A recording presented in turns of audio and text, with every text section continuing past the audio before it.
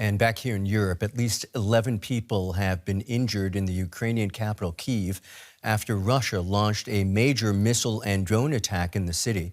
An air raid alert has been in force in Kyiv overnight as the mayor warned of explosions and told people to stay in shelters. The Air Force confirmed Russian drones were targeting the capital along with regions in the northeast and south. The strikes come a day before President Volodymyr Zelenskyy is set to meet with President Trump in the U.S. For more, let's bring in DW Special Correspondent Nimisha Jaiswal, who joins us from Kyiv. Nimisha, what's the situation there right now?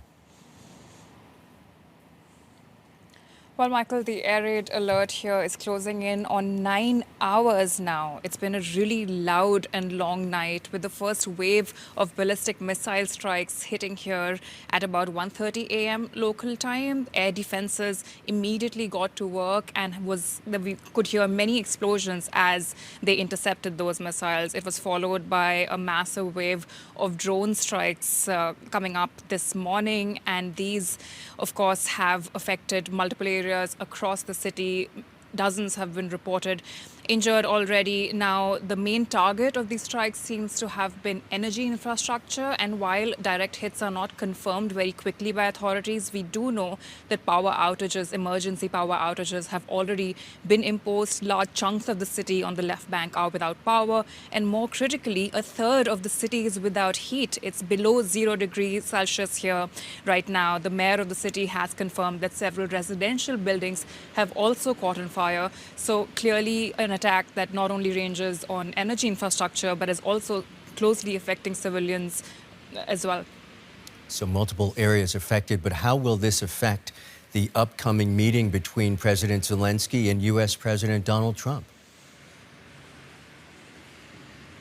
Well, Michael, just last evening I was talking to a friend and I said that perhaps we're going to have a quiet couple of nights here in Kyiv thanks to that upcoming meeting, and it seems like that was pretty naive of me. But I do want to point out that in the last weeks, it has been relatively quiet here in Kyiv, even as cities like Odessa have been pummeled. And this may well have to do with the peace negotiations, because in the past, U.S. President Trump has pointed out when Kyiv has been attacked, it's been one of the few times he has criticized Russian President Putin about and encouraged him to stop attacks. So it is pretty likely that President Zelenskyy is going to go into that meeting pointing out these attacks that we've faced overnight and this morning and saying, look, Russia is not willing to play ball. You must apply pressure.